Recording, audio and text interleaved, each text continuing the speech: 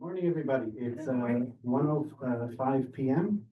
on January 30th, 2025. I'm calling the Concord Transportation Advisory Committee meeting to order. We have a roll call. Mary, Here. Nick, here, Bill, Here? Ellen, Here. and myself, Mark Aylis. So we have the quorum. We have a couple sets of minutes to review. Did people look at those and have any comments about them? Suggest corrections? There's one little thing. It's apparently appropriate to indicate not only who was present, but who wasn't present. Oh. Yeah, so that's easy enough for us to fix. Great. Otherwise, I didn't see anything that needed correction. So these are minutes for the one other thing, for the January, there's January 9th, 2025 meeting, and then the December 19th, 2024 meeting, the 2 p.m. meeting, because there was a 9 a.m. meeting that coincided with the Magic Trail meeting. So this should say 12/19/24 2 p.m. After you. Any corrections? And motion to approve minutes? Which, for, December 19th, 2024, 2 p.m. TAC meeting and January 9th, 2025 TAC meeting with the members not present. And that, addition of 2 p.m. to the 12/19. Okay. Mariana? Agree. Nick? Yes. Hi. Bill? Aye. Ellen? Aye. Myself? Mark Davis. Okay. Mark, I'm here. All right, Dan, are you there? Yeah. Oh, hi, Dan. How long have you been there? Yeah, sorry. We have grandkid duty today. Okay, good to see you. Thank you. So we have all Thank the you. currently seated members, which is wonderful. It's Excellent. wonderful to see. So in terms of chair's report, a couple of things quick. First of all, I wanted to make sure everybody meets Lisa Sandoval, our new director of community development. Hello, everyone. Yeah. And we're gonna be- Welcome. gonna be Welcome. working closely Good to with. be here. So we'll, she'll learn from us and we'll learn from her and we'll all, hopefully make lots of progress. The, organize here. So, a couple of things. One is, with regard to, learning more about and moving forward, the, Public Works Commission and Public Works Department, and, town manager, finance director, borrowing articles for town meeting that deal with pavement net maintenance and certain other things, and how that relates to the funding allocations and also safety improvements that dovetail with that kind of road maintenance work. It's been proposed that TAC and the Public Works Commission and possibly the Select Board have a joint meeting. And the date that has not been pinned down yet, but a distinct possibility is at the time of the regular Public Works Commission meeting next, which is February 12th at 5 p.m. Here at Kaiser Road, first floor. So that has yet to be determined, but I would encourage TAC members to leave that time open if they could. February 12th, 5 p.m. And it'll be hybrid. And I imagine a lot of members of the public will be interested also to learn about the latest plans working towards town meeting and infrastructure maintenance and safety improvements.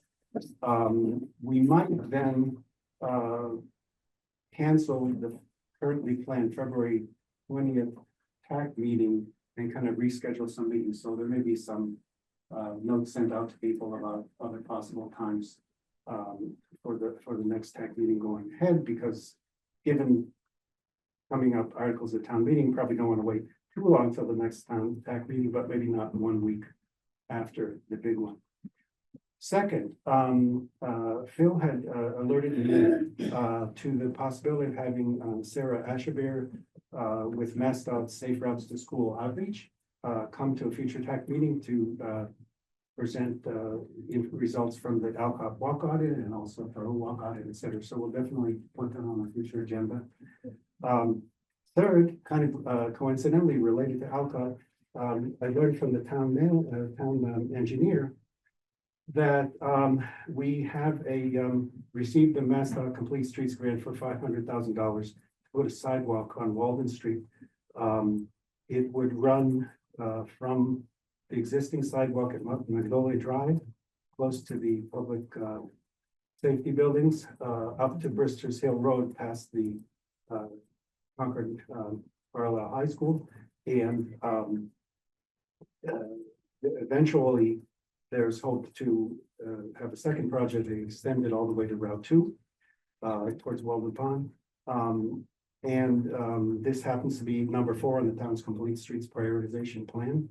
The cost estimate for the project is $673,269, which consists of a $500,000 grant plus $173,269 local funds. Planning and construction completion by end of 2025. So I think that's very good news. Yeah, I think that's great. Quick question, Laura. What was the beginning of that? What was the name of the street? Magnolia Street, Okay. or Magnolia Drive, I'm sorry. Magnolia Drive to Bristers Hill Road, and I believe there's some form of sidewalk going up there. It includes improvement of the existing path from Walden Street to Alcott. So, it should really help. Yeah. At least getting to the high school and other places. So I think it's really good news. I think that ends the chair's report. Mimi, would you like to take over for a while? We're doing good on time. I'm going to limit this to 20 minutes because we need to end the meeting at 2 p.m. So go ahead, Mimi, if you want to take the screen. Great. Can you all see my screen? Yep. Yes. So thanks so much for allowing me to come to present with you today. The Economic Vitality Committee is proposing a warrant article through the planning board to revise the parking requirements for uses within the business districts of Concord. And the approach for this is really looking at kind of incremental growth and making it easier when there's changes in existing properties.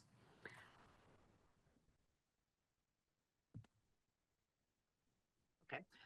So our proposal is if there's no change in the square footage of an existing property, just as the planning board would waive the requirements if there was going to be the same use, so a restaurant to a restaurant, a retail to a retail, to similarly waive the parking requirements if there's a change between different permitted uses. So a restaurant to a retail store, a shoe store to shoe repair, things like that. And the reason why this is important is basically to make it easier for businesses to change between uses. Folks know that the retail environment with the advent of COVID and online retailing, that's changing. The kind of demand in Concord, there's businesses now that hadn't existed before. We really want to allow the flexibility in our business districts for that to happen, and also to recognize that that there is actually an excess of parking already in our districts, and that we have historic properties that actually aren't able to meet the requirements of the zoning as is. So I'll just kind of walk through where we're at. So nationwide, there are more than 8 parking spaces for every car that exists. So Massachusetts, or the country's kind of approach to parking is really about having lots of parking everywhere. And we see that that's a way of undermining the type of commercial activity that we want in our business districts.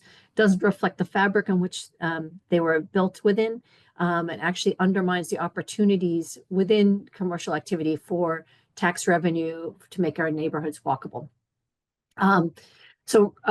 Concord's current parking requirements sometimes can claim as much as 80% of the lot for parking, and leaving only 80% or only 20% for the actual building in which that parking is intended to serve.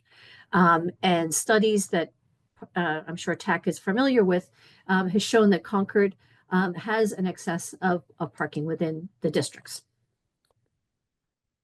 So as I move forward, I'm going to be updating sort of the parking requirements this chart specific to Concord, but this is an example from Louisville. So for example, their parking requirements, if it's 1,000 square foot church, because of the number of people that might be there, that community requires $6,600 square feet for parking. Similar for a tavern, 2/3 of the 3/4 of the lot would need to be for parking as opposed to the actual use. And this is, I've got a series of maps here that are going to be showing the 4 business districts that this zoning change would affect, and to basically show how much parking already exists in Concord. So you can see this is Concord Center, and we actually kind of included over by Kais Road area. The red outline shows you the actual district that's there. And then you can see in green is the area that is unbuilt. So you can see in Monument Square, there's a tiny little bit of lawn there at the corner of Monument Square and Main Street, spaces where Concord really would like to keep some green space. You can see any of the areas that have hash marks show where the parking already exists. And you can see where the buildings are that, basically, even if one wanted to build more parking, there's not places to kind of find that new parking. This is 9 Acre Corner, which I think is the starkest example of it. Again, you can see that there isn't really any place where you could squeeze another parking spot. So part of the requirements that are asking when there's a change of use to find more parking, that's physically impossible. And so that basically says for the properties, the new tenants that are coming in, that they will be required to go and get a waiver. Basically it's almost one of the members of the planning board said a great little quote where it's basically like, if we're having to always go for the exception, maybe we should think about changing the rule. This is Thoreau Depot, and I think you can see like around Crosby's is a good example. That's like on the bottom corner there, where the lots are pretty much all taken up with parking. Along the kind of top left there, you can see those orange squares where those areas have a little bit of green space. Those are residences. Otherwise, I suspect every square foot around those properties would be parking as well. So if you kind of can think a little bit of like there on the corner of Sudbury Road and Thoreau Street, where it's the Starbucks and the gas station, the Dunkin' Donuts. There's no place to be able to put another parking spot. They've taken up every possible section of it. This is similar for West Concord. It's pretty much maxed out between the structures and the parking areas. And this kind of, for some reason, it's coming out a little blurry. You can see on the green outline that shows you the parcel line for these individual properties. So this is in Concord Center. That kind of long, skinny one there is Main Street's Market. And you can see how if you're a property owner, your lot in a lot of cases would not even allow you to have a parking spot. But then you can see, for example, that they're immediately next to parking that is available. So that's the public parking spot behind those buildings. There's a kind of important thing, which I'm sure TAC is aware of, that the zoning requirements puts a requirement for private parking, but doesn't allow for recognizing the allowance of other private parking or public parking that's nearby. And it doesn't sort of acknowledge sort of the larger pool that exists. And instead of allowing the individual property owners and businesses to kind of figure out what's workable for them and some flexibility, it kind of puts the onus on the planning board is approving it and doesn't recognize that, the individual users typically work this out. And basically, it does get worked out and has to go before the planning board. This just this change kind of allows that some flexibility and keeps it in where the responsibility would lie on the individual users.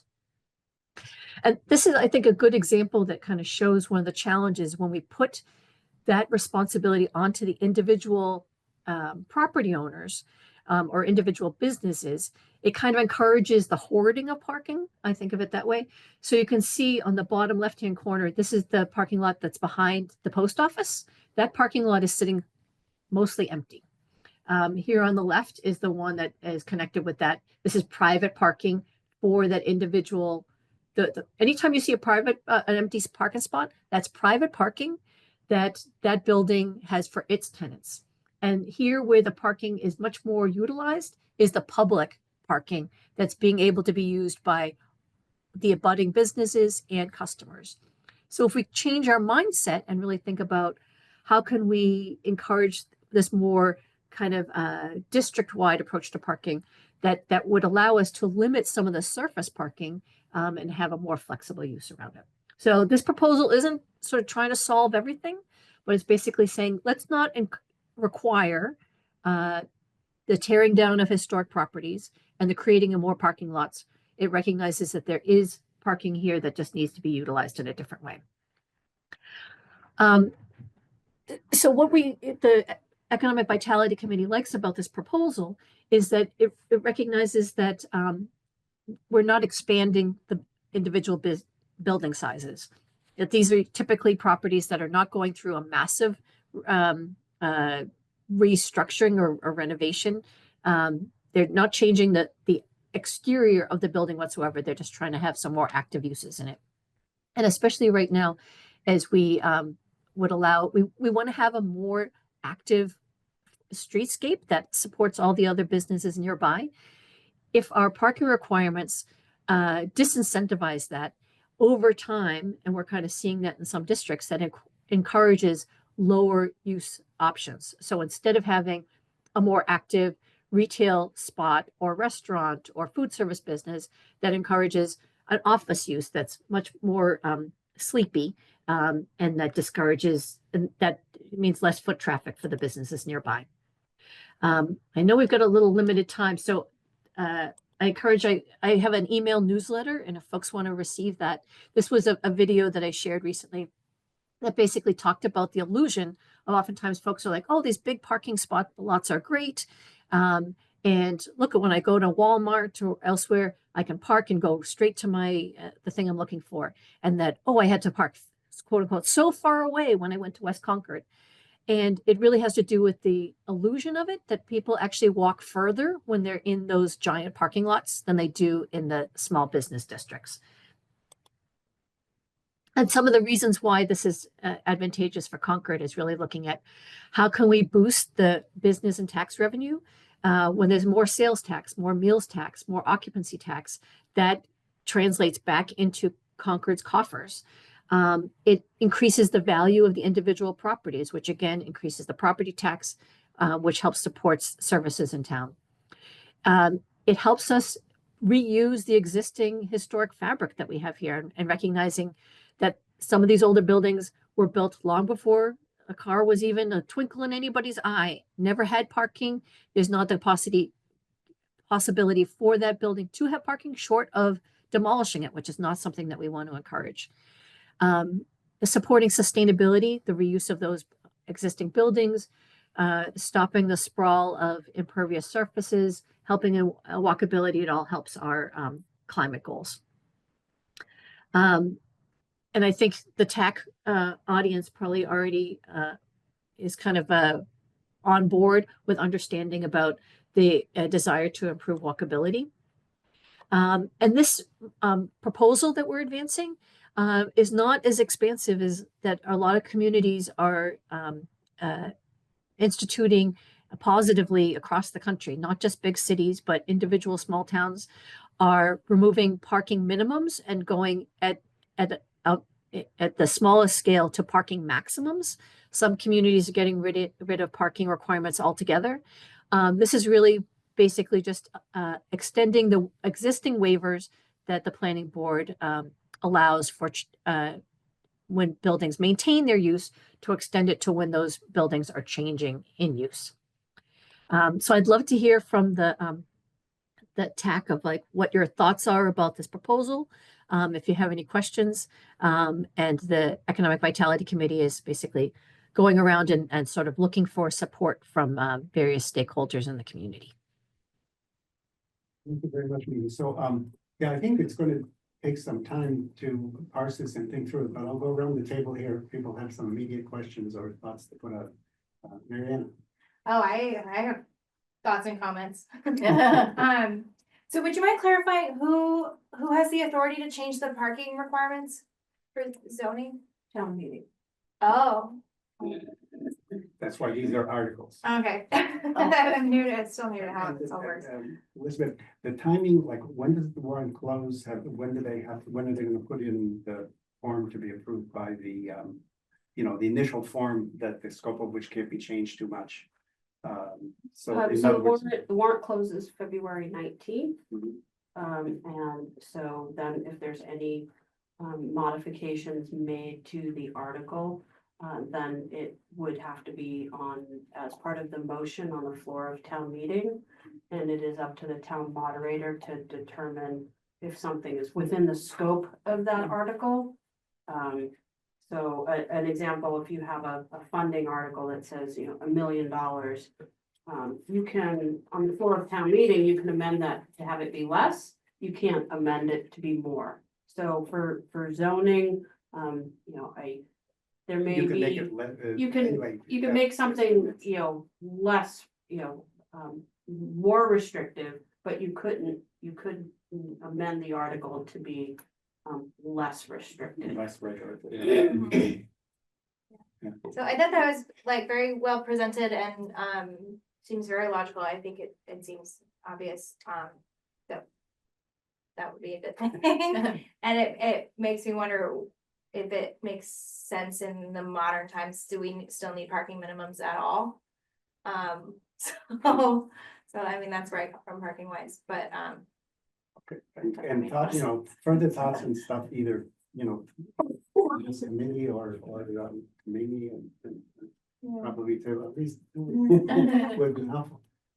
Yeah, Yeah. maybe I had a couple of questions too, if you would you, is this a certain district, I'm sorry, was there a boundary behind the parking, change? The proposal is for the small business districts in Concord. So that would be Small Concord business. Center, West Concord, Thoreau Depot, and 9 Acre Corner. Okay, great. So under zoning, it's gonna, the amendment just speaks to commercial districts. Commercial And so districts, okay. those would be business districts. Wouldn't. I'll have to look at the zoning map, whether the limited business districts, which are technically business districts as well. Those may also be included. What about the hospital? The hospital is own medical professional, so that would not be included. Yeah, a couple of things. You referred to a study, maybe about parking utilization. Is that one of the Nelson Nygaard studies that's been done in the past? It is. Okay, that's fine. Yes. And I'm generally supportive of reducing parking requirements. And in the long run, what that means is supporting public transit. So we would expect to see strong support from the economic vitality sector for public transit. Okay. So I have a question. I think Elizabeth might be able to handle this. You had mentioned that to change the parking requirement is a zoning thing, but is it a waiver standard or a variance standards? And is it presenting information, or do you have to demonstrate a hardship is what I'm getting? So and maybe I answered incorrectly for Mariana's question, to change the requirements in the zoning bylaw, that's a town meeting action. Okay. And any change in the amendment in the bylaw. Currently in the zoning bylaw, there is a section regarding relief from parking, where a business can come in and provide, documentation to request relief from parking. So the bylaw may say, this use that you want to come in, you need 100 spaces. But, so Cafe Nero wanted to go in, there's no parking associated with that building. Right, So they came in, hired a traffic consultant to do a parking study of the available public parking, along with utilizing the 2012 Nelson Nygaard study, but then did, additional studies, and then provided information about the businesses, when its heavy time was and other businesses are closed or not as busy. And they presented that information to the Board of Appeals. And there's also criteria in the zoning bylaw that says, you have to meet this standard, provide this information. And then it is up to the Board of Appeals as the one to issue a special permit for relief from parking. okay. So the idea is, if I'm getting this correctly, Mimi, is to get rid of that process to, so that it would presumably lower the cost for a commercial owner or a tenant in order to reoccupy a present space. Is that the idea? Exactly. And I think an important thing to note is, so for example, if Cafe Nero was given a waiver for 75 spaces, if it were to go, so that waiver is tied to that particular use. So if another use, so they went to all the effort of kind of making that happen. If a different use were to come in, say a retail use that actually has a lower requirement, they would have to go through the same process Cafe Nero went through, even though it has actually lower parking requirements. So that's part of where it sometimes becomes incredibly burdensome.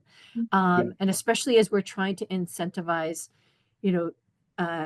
not have so many formula businesses and, encourage the kind of mom and pop type of ones that have a set of identity. Those are not the deep pocketed people that can afford not only the sewer improvement fee, but these extensive studies that oftentimes is in alignment with what the town's already looking for.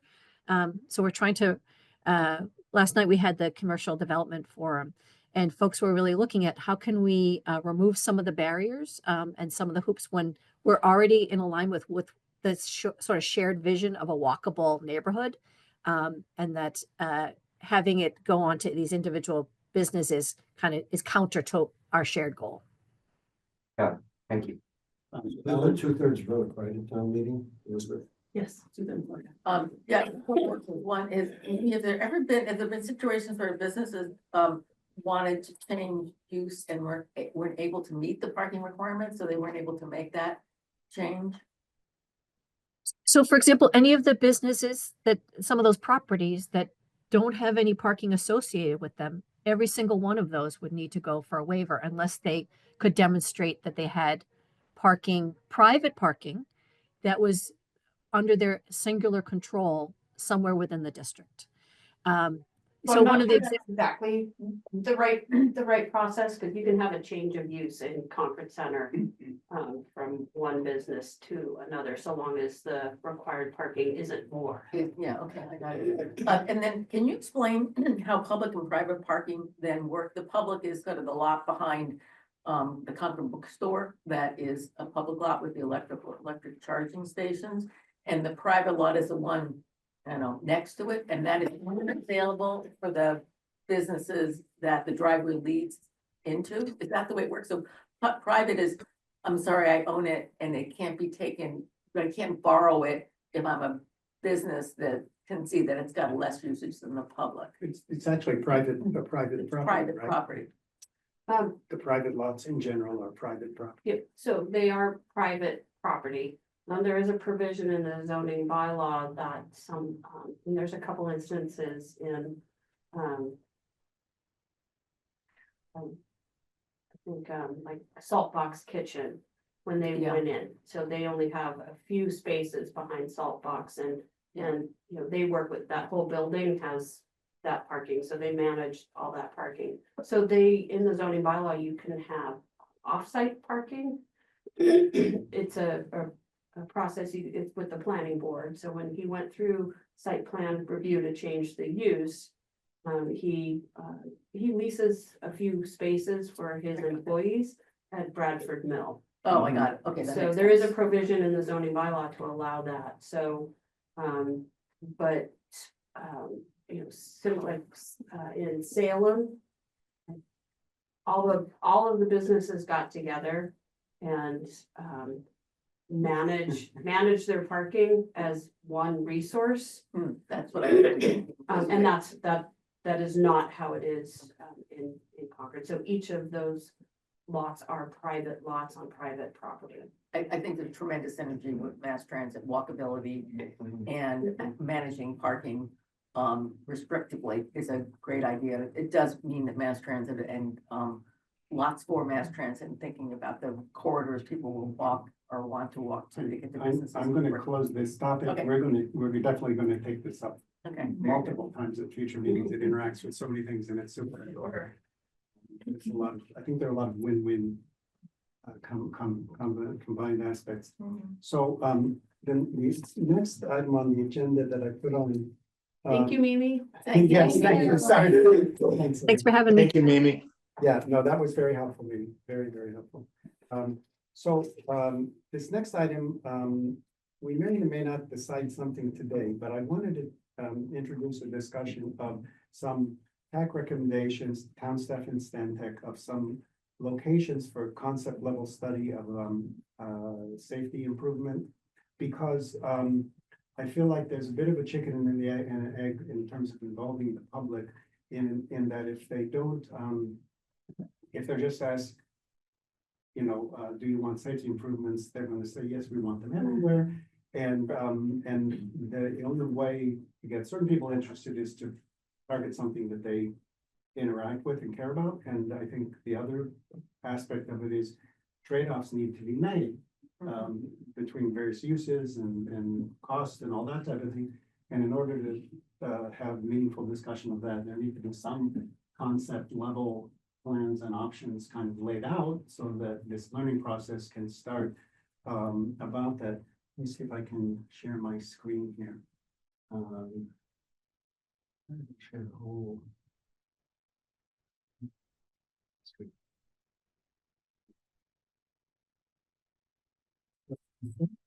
Conversation. Yeah, it just takes a minute. Okay. Okay.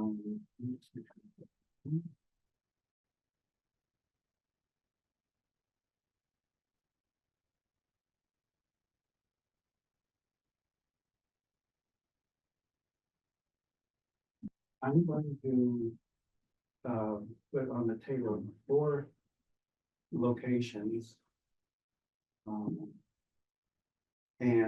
I'll just read through this as a first cut there, and people can tell me what they think. And if people are not familiar with some of these locations, I have a couple maps of some of them, and other people, I'm sure somebody is familiar with each one of these here. So the draft would be something TAC offers the following recommendations to town staff and Stantec regarding possible locations for concept level study of options for safety and transportation function improvements. So one is Concord Free Public Library crosswalk next to the intersection of Stowe Street and Sudbury Road. The suggestion would be to evaluate various options, including a low profile raised intersection area, which includes both the Stowe Street and the Sudbury Road crosswalks. You know, if you look on town maps and things like that, you can see that's sort of a slightly peculiar intersection, but it's very high use, including use by a lot of children, and it's right across from the parking lot next to the Emerson umbrella. And we have had quite a bit of public interest, and we even had a site visit there with a lot of public interest. Second one is Haywood Street area and the intersections at Walden Street and Lexington Road. Evaluate various options for improving function and safety for pedestrians, cyclists, and motor vehicles, including ingress and egress to Haywood Meadow. This is something that has been highlighted by the Haywood Meadow Stewardship Committee multiple times over a number of years for the Traffic Management Group and to TAC. And I believe, to me, seems to me to be an example where various, Band-Aid proposals to fix a little piece here, a little piece there, are not really going to do what is necessary, and so it might require a whole plan for that whole area, including two peculiar Y-shaped intersections with, pass-through lanes, and it has a proximity to, it's a proximity to the emergency services buildings. It has a proximity to the Alcott School. It is also a path for people, especially tourist visitors, to walk from Monument Square over to the Concord, museum and various historic houses and things. So it's a high use area, and it's interesting that with that new sidewalk may become even more high use. Third one out of the four is Route 62, Bedford Street and Old Bedford Road, from Monument Square eastward to the Bedford Town Line. So the thoughts I'm putting on the table are: evaluate various options to reduce maximum motor vehicle speeds, evaluate various options to increase safety for cyclists using this road and for pedestrians crossing it, consider narrowing of motor vehicle lanes and other means of providing more usable road shoulders. And then the fourth item that maybe some people may not be as familiar with, but the Kenneth Dunn Memorial Square, which is actually a triangular island area intersection of Losbrook Road and Commonwealth Avenue, only in Massachusetts. Evaluate options that could improve traffic flow and provide safer pathways for pedestrians and cyclists. Evaluate options for reducing maximum motor vehicle speeds. Evaluate options and locations for crosswalks to improve pedestrian connectivity and safety. Evaluate options to provide safe pedestrian access to the Kenneth Dunn Memorial Park, which is in the Triangle and Garden, located in the triangular intersection island, and to the Pocket Park at 172 Commonwealth Ave, Hale Factory Bridge overlooking Warner's Pond Dam. And if you look at Google Maps there, probably don't want to go into that right now, but I could. You'll see that there's very heavy foot traffic on the grass there, but there's no crosswalk anywhere. There's no sidewalk anywhere. So, and I've heard from people who use that in motor vehicles, and I imagine Phil could tell me about people who cycle there. It's confusing as hell. What are you supposed to do to avoid causing an accident? So anyway, I want to put this on the table, and I'm interested in reaction suggestions. The second one, which is the Haywood Meadow. Yes. I really think that should be expanded to include Lexington Road and Haywood Road. Okay. I think it's short-sighted to redesign just part of that problem. Okay. But I mean the intersections or Yes, the along the intersection. Yeah, I think that's what I said. No, it just says, it says Walden Street. Oh, and Lexington Road. I'm sorry, I missed that. And Okay. yeah. So No, but all of them. I completely agree with that. I mean, Because the tourist traffic along Main Street and the horrible problems with cars trying to get around each other. Yeah.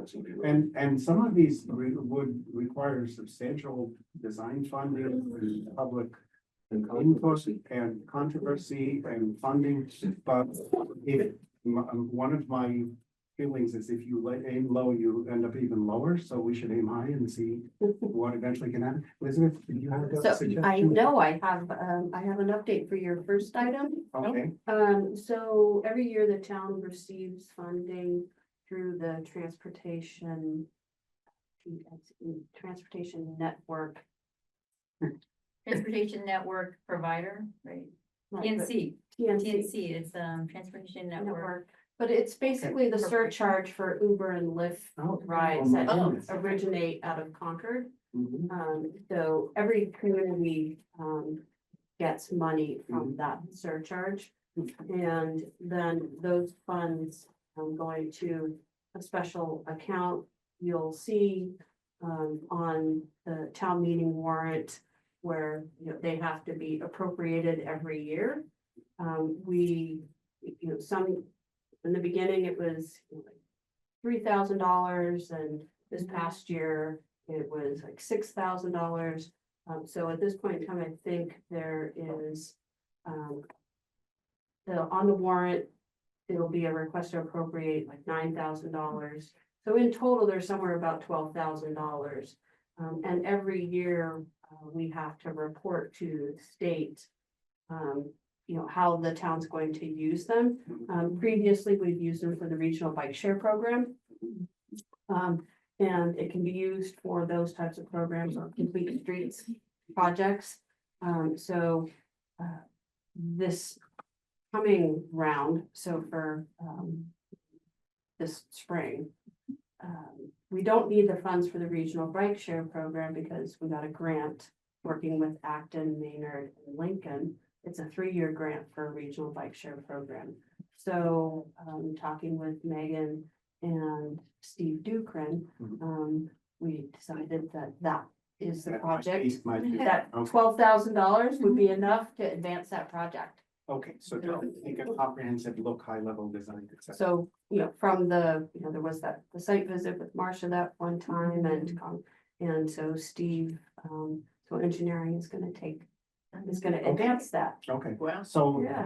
to me, the, however this, we don't have to finalize or vote on something now, but I do think that it's helpful if TAC puts forward some focal points because it seems to me that it's difficult for town staff to align resources and gather resources effectively and produce final results unless there's a certain amount of community consensus. So part of that kind of is our job to identify that. Just one thought on the West Concord one. Yes. Kenneth Square. Yeah. Have we sought or should we seek opinions of the West Concord task force? Sure. As to whether or not that's, that they would, because they, in the past, the reason I'm asking is, in the past, various members of that task force or its predecessor brought forth lots of ideas about safety improvements in West Concord, so we need to make sure that this is consistent with what they would say. Well, I think we're, again, this is an important distinction is here what we're talking about is not, well, I mean, to some extent, there are ideas here about what might be helpful, but I think it's important not to go too far down into that because that's sort of for professionals to evaluate. But with that area, I've heard from a lot of people complaints about there is a very, very long section of Losbrook Road and Commonwealth Avenue where there's no cross and there are desirable Sure, there's places on both park and sides. everything. There's, you want to go get some coffee and a loaf of bread if you want to, I mean, it's kind of patently obvious that this is in need of something. But I agree with you, we should, I can contact the West Concord.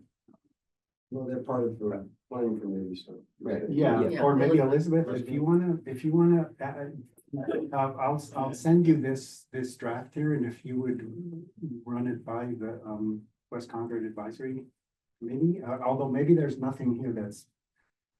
This question, what do you think about what Phil and what Nick is proposing? I know that the West Concord Advisory Committee is, also,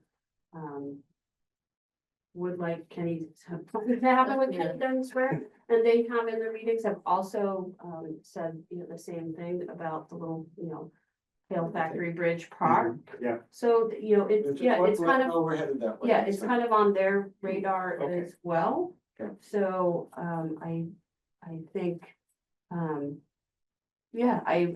can send it to them Okay. and then, the next time it's on tax agenda, maybe Okay, we can, if you want to have, I think it's a great idea to have a group discussion about The it. sightlines there are terrible. It's just, you don't know Yeah, where to and- talk, you know where to I walk, know you drive. Engineering has, looked at different options. Yeah.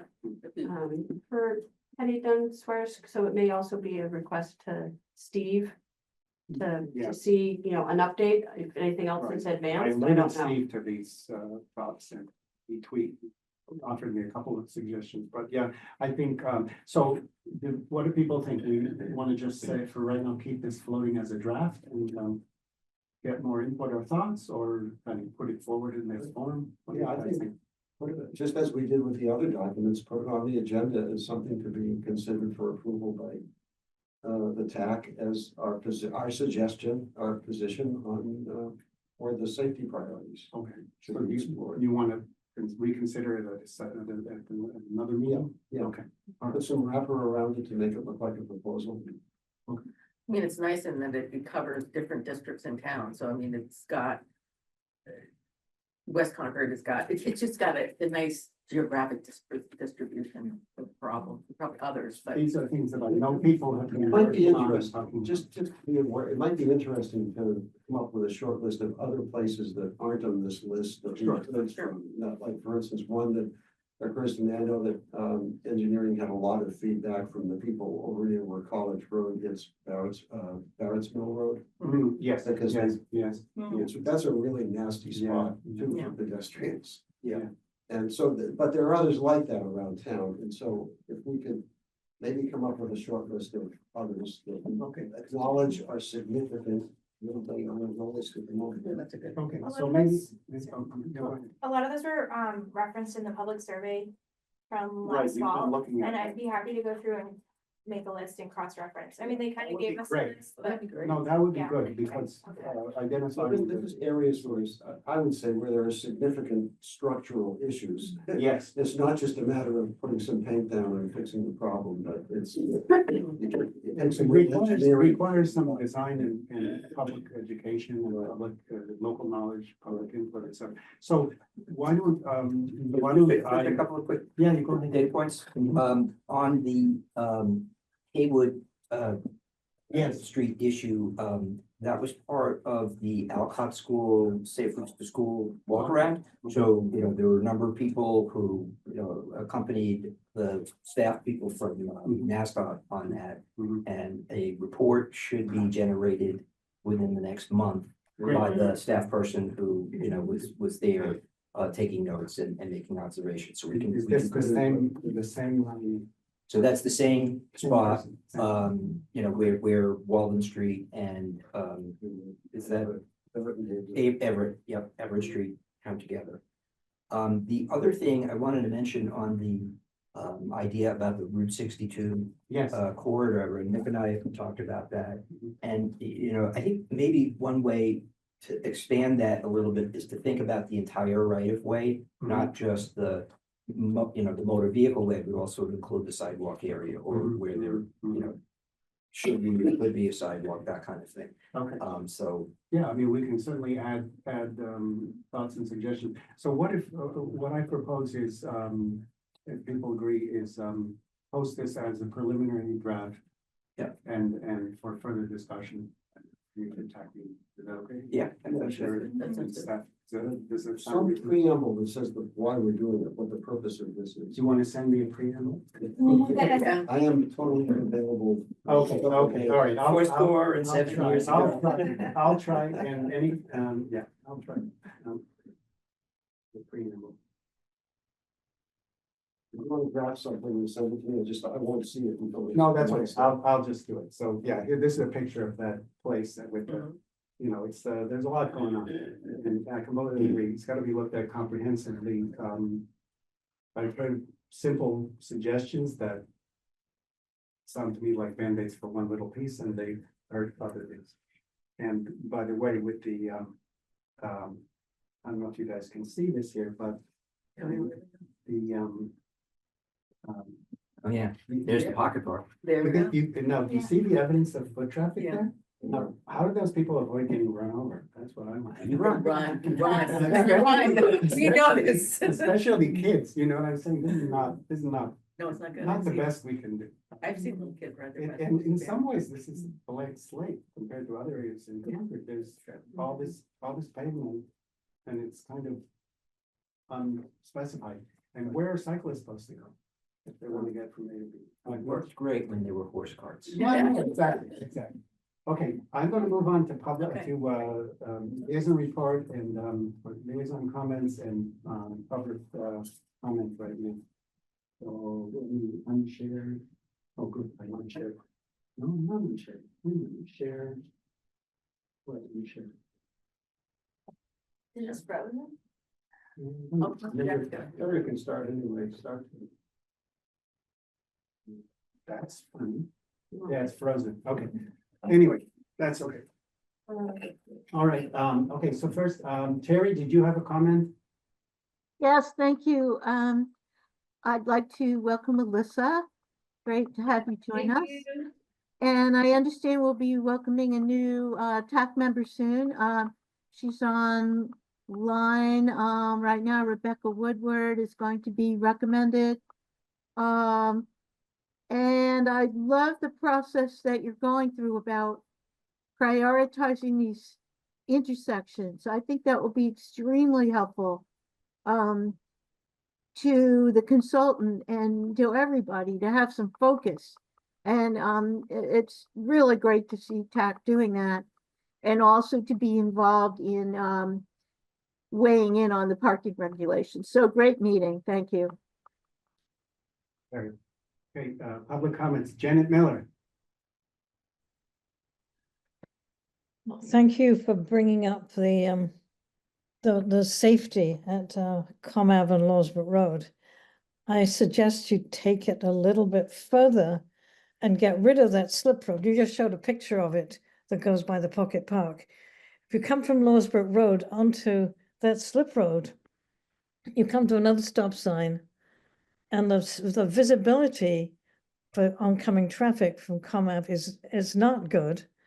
I think just having a simple left-hand turn there would improve that intersection enormously.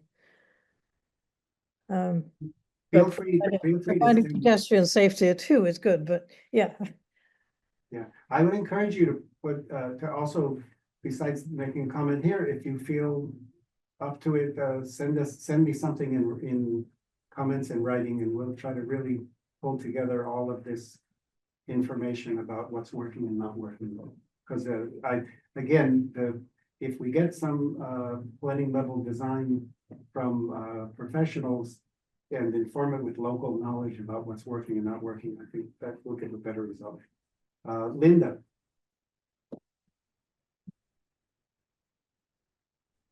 Hello, thank you. It's a great meeting. And I really love the discussion about the parking minimums or elimination of parking altogether.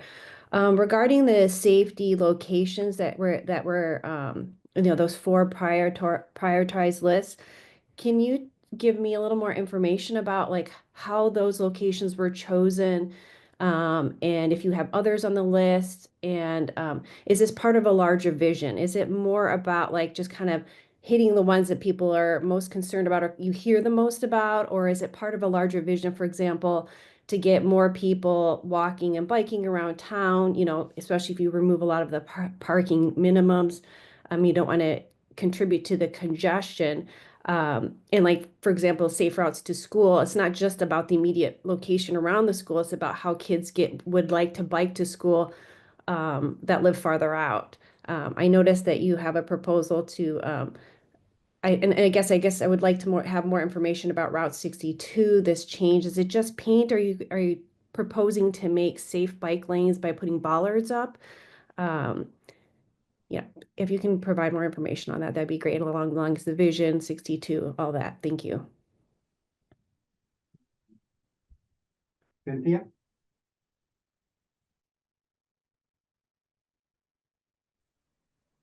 Hi, thank you. Was really glad to hear Kenny Dunn Square as part of the potential question, because it's kind of crazy, as Janet said, about how unsafe it is and everything. But Kenny Dunn Square actually has a sidewalk in it, but no sidewalks to it. So when you talk about like craziness in West Concord, that's one of them. Am I allowed to ask a public comment question about things that maybe weren't discussed at the meeting? You can offer any public comment. Great. It's not usual for the members to respond, but we can talk about it at a future meeting, but we love to hear any input. Great. So this might be a follow-up on communication that I've sent in before, but I wonder about the bigger picture question about traffic calming through town. And also about how we in our town have existing traffic laws, speed, yielding, stop signs, and truck exclusions, and all those things, how we can get them enforced. It's really hard. I live on a cut-through street that has a truck exclusion, and it's really difficult to think about how to get existing laws that are on the book enforced. So that's my public comment. Traffic calming, which other communities are using, right? We know that other communities, some that are adjacent to us, are using traffic humps and traffic bumps. So the idea that it won't work for plows and it won't work for public safety vehicles, other towns have figured it out. So it seems like that's a stonewalling argument. So I just wonder how we can really work on traffic calming that will make safety and livability more a priority in our town. So those are my big concerns. Traffic calming and enforcement. Thank you, Cynthia. I appreciate you being here. I appreciate your comments. Thank you. Thanks, and good to hear the rest of your thing. Could I just add one other thing? Of course. You're on your proposed 4 things, while I would put Kenny Dunn Square at the top, I will say that if you're going to have number 1, the road between the library and Stowe Street, I think you should extend that from the library across Main Street. I've seen people get hit there. I've almost been hit there, especially if someone's coming down Sudbury to try and make that turn onto Main. They don't look. So that goes all the way across. Seems like it's important. So to follow up on Cynthia's comment, maybe this is sort of like another little corridor. So maybe in the other direction from Thoreau Street past the library to Main Street makes sense because it's all part of it. I think these are all great comments, including what Linda was asking about, et cetera. And I think that we're going to keep working on a way to get enough focus on things that have enough consensus, at least this would be my goal, to actually move closer and closer towards implementation. And while we don't drop anything off the table, including things like lobbying to change certain state laws that allow automatic enforcement, say near schools or things like that. So it is a big topic and I appreciate everybody being here. So I'm going to adjourn the meeting. Thank you, everybody.